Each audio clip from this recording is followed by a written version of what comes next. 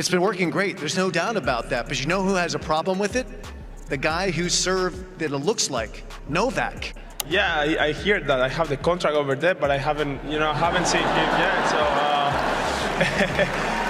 Alcaraz than center, he would take Alcaraz all day long. He wants to hit, take your best punch, know he can handle it. He just rips your heart out. It's like he wants to beat your mom too, right? Alcaraz, I've played Novak here, I know how hard he is to beat, and for Alcaraz to do it, was a teenager still at the time, to do it was incredible. Carlos Alcaraz is getting a tattoo, and the tennis world cannot stop talking about it.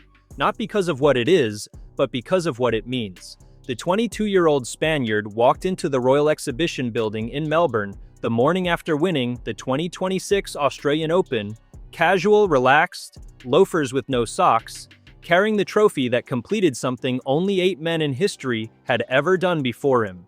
A career Grand Slam. All 4 majors, done, at 22 years old. And yet, it was not the trophy that stopped every tennis expert dead in their tracks. It was what came next. Tennis experts are finally saying what everyone has been thinking. Carlos Alcaraz does not just want to win Grand Slams. He wants to feel every single one of them. I think Carlos wins this match to be the youngest to have ever won all 4 slams. Carlos, he's so good. Alcaraz is a joke right now. I don't want this to be the end for his career. I want him to keep going and see if he can maybe even catch Djokovic. He's got a long way to go to do that, obviously, with 24. But the one thing with Alcaraz that's so amazing to me is he wins the big moments in every match that he plays. He wins the 5-setters. Specifically, a kangaroo, somewhere on one of his calves. He has not decided which one yet, left or right. The man who never hesitates on a tennis court is apparently paralyzed by this decision. Fair enough, honestly. But here is the thing. The moment you hear what the most famous tennis experts are saying about that choice, you will stop laughing. Because according to them, that kangaroo is not just a souvenir. It is a statement about legacy, about hunger, about a 22-year-old who has already done what legends spent entire careers chasing and is nowhere near finished. I didn't aware that it was really similar to knowledge serve. So, you know, I just woke up one day and I check it out. I check it out my phone. I had, you know, Djokovic's message like. He sent you a message directly? Yeah. He sent me the message. So it was fun. I mean, this kind of things in the locker, I think it's fun just to share with another.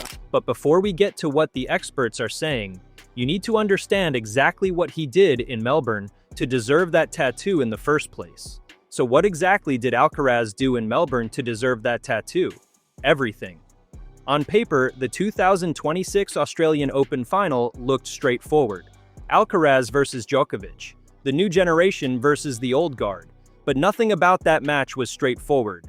Djokovic had won this title 10 times. 10. He had never lost a final at Rod Laver Arena in his entire career. Not once. Walking onto that court against him was not just playing a tennis match, it was walking into his house, sitting in his chair, and telling him to leave. Dances at the highest levels of the highest matches. If someone's converting break points at like even close to a 40% clip, they're most likely going to win. On this specific day, because I can see all you guys going, he's 24, how dare you call it an upset? Right now, on this specific day, that would have been an upset, and that's okay to say. I think Carlos was the favorite going into this match. Djokovic took the first set 6-2. Ruthless, clinical. A reminder that at 38 years old, he is still the most dangerous player in the history of this sport. It did not matter. Alcaraz recalibrated, came back 6-2, 6-3, 7-5. Each set more dominant than the last. By the end, the 10-time champion had nothing left to offer. And in that final moment, before the last point landed, Alcaraz later admitted he was shaking. Nervous. A flood of emotions hitting all at once. The ball went out, and just like that, history. The youngest male player ever to complete a career Grand Slam, 22 years old, beating Don Budge's record by 91 days. Nadal was 24 when he did it. Federer was nearly 28. Djokovic was 29. Alcaraz was not even close to those ages. He was barely old enough to rent a car. That night, he celebrated the way any reasonable person would after rewriting tennis history: pizza, beer, champagne, family in a hotel suite in Melbourne. And the next. Morning, loafers, no socks, trophy in hand, he was already thinking about what comes next. Here is what the most famous tennis experts in the world are saying. And it goes much deeper than anyone expected, because the Kangaroo was not a random choice. It was not a spontaneous decision made in the euphoria of victory. Alcaraz already knew the design before he even left the court. He just could not decide which calf, left or right. And that detail, that small, almost insignificant detail, tells you everything about who this man is. Well, it was really close on that match, I'd say. In the first round, in the first set, sorry. In the first set, I just had few break points that I couldn't make it, one set ball that I didn't make it. It's the biggest victory of his career for sure, in my eyes. To be able to complete the career Grand Slam at 22 is absolutely incredible. We have to thank Novak because he's pushing the ceiling higher and higher and putting the bar up higher and higher. At 38, Carlos Alcaraz is such an unbelievable athlete that I would assume that he could be playing for at least another 15 years. And if he is, he'll be at the top because he's so talented. His knowledge of the game and the knowledge of tactics already at his age. He is not collecting trophies. He is collecting moments. Tennis experts have spent years studying his game, his instincts, his weapons. But what this tattoo reveals is something no match statistic ever could. Alcaraz himself said it best after Melbourne. What he learned this year is to appreciate and enjoy every single second of the moment you are living. Not the ranking points, not the records, the moment itself permanently marked on his body. So he never forgets what it felt like. And here is where experts say it gets truly interesting. He is, one of the best players I've ever faced in my career. So I always believe I can, otherwise I wouldn't be competing. And I said this numerous times. So it's great that I was able to beat Yannick in 5 and really battle. It is what it is at sport. But of course, when you draw a line, it's incredible achievement for me to be able to play finals, be a couple sets away maybe to win a championship. Andre Agassi identified the weapons, the touch of Federer, the defense of Djokovic, the topspin of Nadal. 3 generations of greatness compressed into one body. But weapons alone do not explain the Kangaroo. Weapons explain the career Grand Slam. The Kangaroo explains the mindset that made it possible.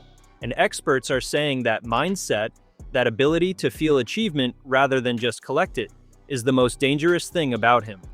Because a player who feels every moment never loses hunger. Look at his future goals. 6 Masters. 1,000 titles already done. 3 still missing. Canadian Open, Shanghai, Paris Masters. Each one a potential new tattoo moment waiting to happen. The ATP Finals. The Davis Cup for Spain. A checklist that reads less like ambition and more like a man who has already decided exactly how the next decade unfolds, and is simply working through it. Calmly, patiently, one Kangaroo at a time, he even looked at Djokovic, 38 years old, still dangerous, still competing, and instead of seeing a defeated rival, he saw a blueprint. He wants to be in that same shape at 38, still challenging young players, still refusing to stop, still presumably adding to whatever collection of permanent ink he has built by then. For those who think that Djokovic beating Sinner in the semifinal of the Australian Open means that the big 3 is playing better tennis than Alcaraz and Sinner, this is a very short view. Won 12 more points throughout the whole match than Novak, but he lost because Novak won the big ones, the ones that counted the most. Novak is not a better tennis player than Sinner, but he's the biggest competitor in the history, and he was better than Yannick Sinner on that match. Think about what that means practically. The Kangaroo covers Melbourne 2026. 1 calf down, 1 to go. The man has an entire body and decades of tennis left ahead of him. That Kangaroo is not a full stop. It is the first letter of a very long sentence the tennis world is only just beginning to read. And here is what should genuinely concern every player on tour. Alcaraz said after Melbourne that he hates to lose. That is his motivation, not winning, hating losing. Champions who chase winning eventually find satisfaction and slow down. Champions who hate losing never do. They just keep going, keep improving, keep tattooing. At 22 years old, 1 Kangaroo deep, the most famous experts in tennis all agree on one thing. This is only the beginning. And that kangaroo on his calf knows it too. So here is the question nobody's asking yet.